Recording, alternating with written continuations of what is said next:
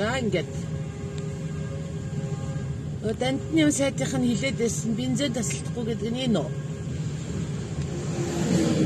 Колонкод нь өгөхгүй.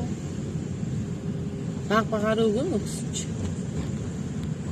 Тэрөө бүгдээ дуусгаад хаачих юм бол эрхийн хасна гэдэг. Эрэгт нь ингээд өдөртөө ажилтаа шөндөө бензинд очирлоо. Одоо ингээд энд колонк байхгүй.